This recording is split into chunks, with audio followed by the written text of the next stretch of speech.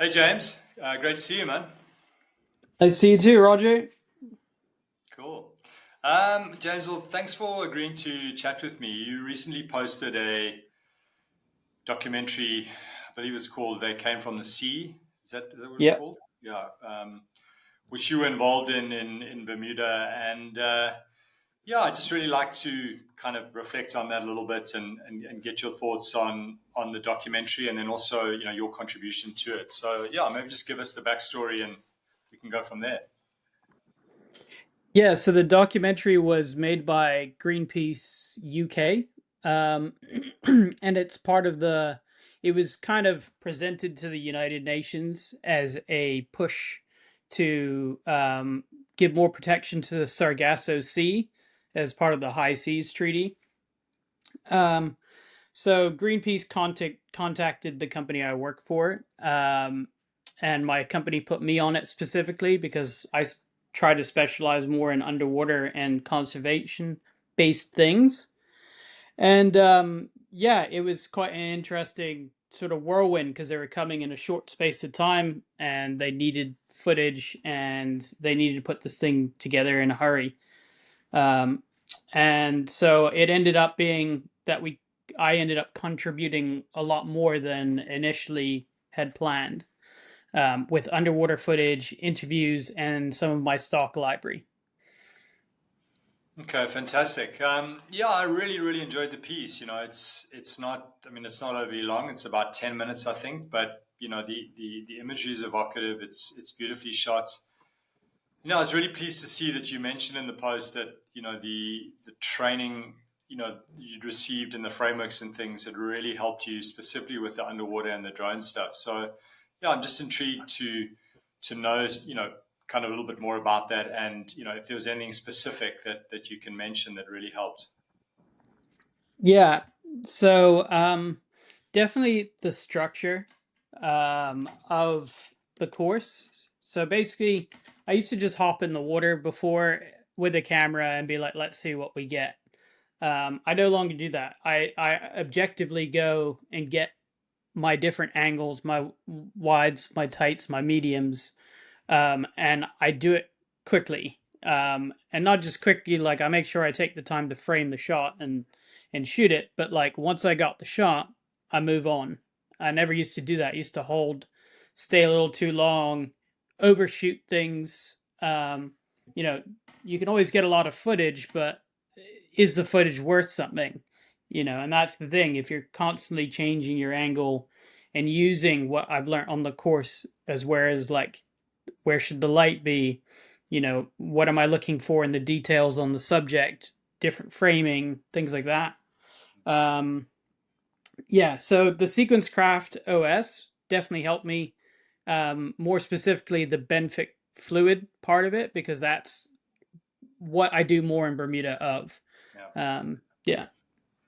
yeah, fantastic. And I mean, it's amazing how. I mean, this is something I've really seen, and I mean, even in my own practice of learning from people, it's amazing how quickly those changes you can put those changes into effect, and how that fundamentally drives quite a step change in the performance, right, in terms of the outcome of what you're getting. Yeah. Yeah, for sure. Yeah. For sure. um, and I mean, were there any I mean, you're in a relatively benign, well, when I say benign, I mean you get all sorts of storms and things coming through there, and that sort of situation. But on the shoot, you mentioned, I mean, you contributed stock footage, but you also did some shooting. Were there any specific challenges that you faced in the execution of the shoot that you weren't sort of expecting, or were there time frame pressures or anything like that? Yeah, I mean, we had to carry out a couple interviews within a series of 2 days for them. I mean, they did came down eventually and did interviews, but they because they did it over a national holiday, there was nobody around. So our like local connections really helped. But luckily the weather worked out. Um, but I mean, the challenges. I mean, the location that we had to shoot on was a very busy beach, so we had to find a little corner, start really early in the morning, and start filming the interviews. And then finding some sargassum to film at this time of year as well. They normally come in bigger mats at different times of year, so we did end up finding some good sargassum to film. And we didn't have enough time to film it either, so we didn't have enough time in the day to like properly go out and get all the creatures that live on the sargassum. So Yeah, well, it certainly felt very compelling. It was beautifully backlit. It looked very evocative. The animals look good. And I'm interested. The footage of the divers, was that something that you shot specifically, or was that from archive? no, the that was actually footage that I shot the weekend before for a friend of mine who has a dive company here. And he wanted to do a promotional video for his company. Um, and it just so happened that Greenpeace wanted to interview him at the same time. So I was like, well, let's do a double up. Let's shoot and also do the interview. And it worked out really well. And the dive footage was a great example of me taking all the techniques that I'd learned on the course and just putting into place. Now, I didn't have like a lot of fish on that dive site, but I definitely had a subject that I could shoot, which was the divers. And thinking about composition, shooting through cracks, shooting through things, framing things. Yeah, that sort of thing. Yeah, Yeah. I could see that. I mean, I could see you were really trying to get dimensionality in your shots. I mean, there was windows within a window. You kind of framed that guy almost in that sort of cave structure through that, which creates that dimensionality. Um, Hmm. Also, I noticed really subtle movement, which I thought was a really, Yeah, the subtle movement. just keeping that camera slightly moving, which just creates an interest, right, in the image. Yeah. If you want, I can post the original video where a lot of that footage was shot from. So the little short I did for him on his dive company. Yeah, So that would be yeah, great. I'm sure it'd be great, yeah. great for people to see. And just again, just remind me on of the camera system you're using at the moment, or what did you use to shoot this primarily? So I'm using an A7S3, Sony A7S3, to a Ninja 5 monitor, which records 12-bit 12-bit Apple ProRes RAW. And then on top of that, I have a Naughty Cam set up, and the Naughty Cam I have a 24 to 70 and a 16 to 35 Okay, uh, okay, lens setup. Yeah, and that's primarily what I done. I have a set of Keldon lights, but since I started the course, I use a lot less lighting, or at least I use it for very subtle fill. Yeah, I used to just blast light, and yeah, now I've changed that. Yeah. um, and yeah, just also your. I mean, we went into a lot of depth around zoom lenses and shooting tighter. I mean, has that changed at all? Before the course and after the course in terms of using slightly tighter lenses or shooting tighter more frequently. Yeah. So I'm definitely using, I used to always go to the 16 to 35 lens as the go-to. And now I'm swapping more using the 24 to 70 because I'd feel like I can still get my wides with the 24, but I can get those detailed shots that tell more of the story. And I think, definitely the course made push me towards that.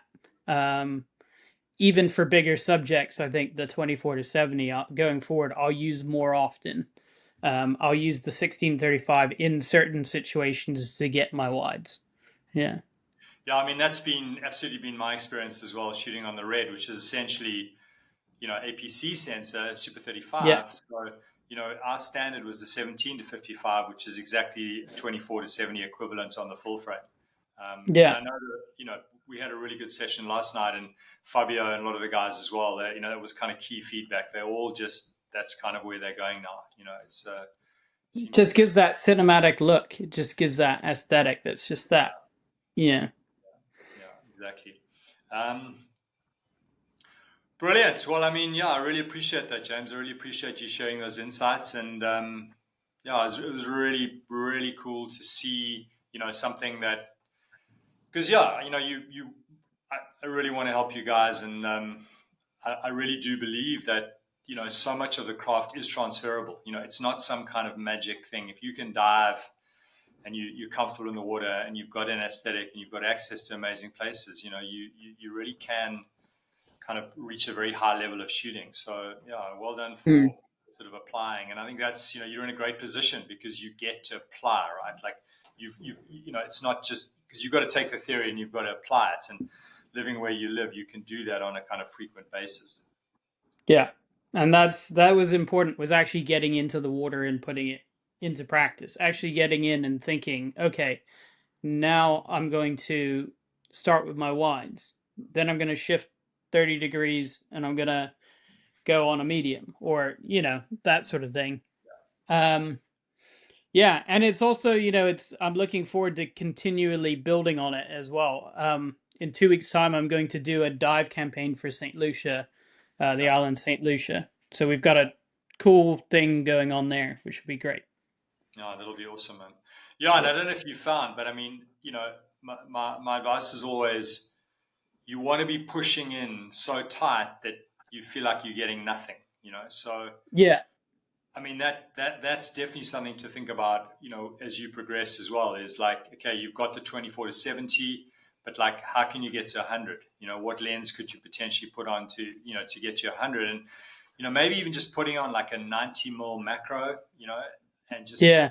that's all you got, right? And then you'll fail like 90% of the time, but those 10% that you nail will be like spectacular. So I'd certainly encourage you to do that if you have a Yeah. 90 or something akin to that. Well, that's the next step, is to build the kit to a 90 and see how we go. I don't know if you've ever used I mean, it is pricey, the Nauticam EMWL system. That macro. It's kind Oh, of yeah. like their probe system. So Yeah.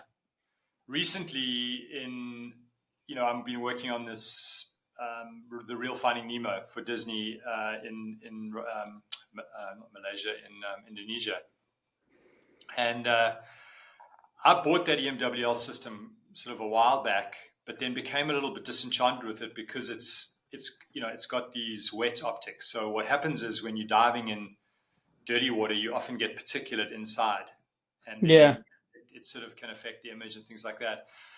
But I had another chance to really use those in Indonesia, and specifically with the angled.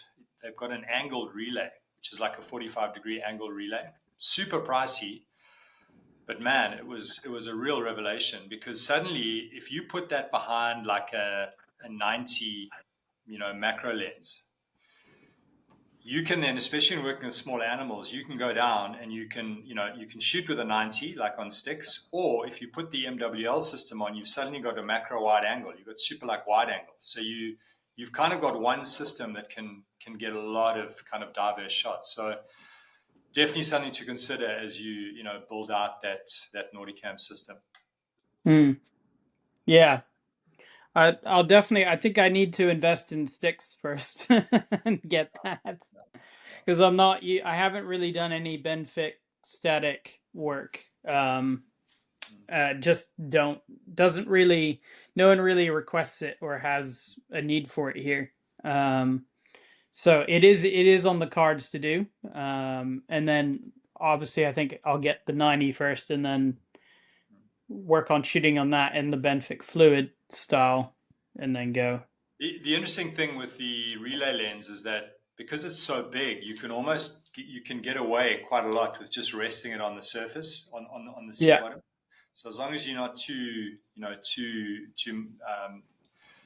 turbulence, you can actually get away with it. But yeah, I mean, it's the nice thing with that. I mean, look, you're in an environment where you're spoiled for choice with big charismatic animals and all sorts of things. But the wonderful thing about the macro is that not a lot of people have seen it. So you can often get Yeah. these amazing perspectives. So it's definitely worth looking at down the line.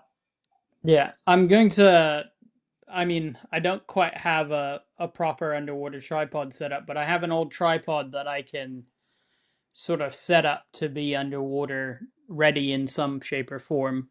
Yeah. Um, Yeah. and I'm gonna try to go out and do some benthic static stuff on octopus and things. I got a kind of a tip from someone at the aquarium that of where to find all the octopus dens on the island. So Okay. um, let's see if I And can is shoot some that going to stuff be there. underslung, or are you going to underslung? Yeah. Underslung, yeah. Yeah. I have an old man Frodo. It's carbon fiber. I'm gonna have to put weights on the legs and Yeah. undersling it. But yeah, I reckon that just to start to get used to it before I take the big leap to buying a whole underwater Yeah. tripod setup. Yeah. Yeah. No, you can definitely get away with that. And I mean, you can make a quad is actually a lot kind of easier to make in a way, but I wouldn't recommend a quad. I find them quite difficult. You know, it's like a restaurant table. It's never kind of balances properly. And it's Yeah, it's just one leg's always gonna be off. Yeah. exactly. So it's definitely Yeah. a consideration. Cool, man. Well, thanks, James. I really appreciate you just giving us that feedback. And yeah, good luck with the shoot next week. And hope to see you on one of the Q&As in due course. Yeah, would love to. I'm gonna be next week. Yeah, 2 weeks be in St. Lucia for a good long time. Yeah. No, that'll be awesome. Yeah. That would be fun. Yeah, for Okay. sure. All right, All right. Roger. Cheers. Cool, Have man. a good Okay, one. James. Thanks, Take man. care. Bye. Cheers. Bye.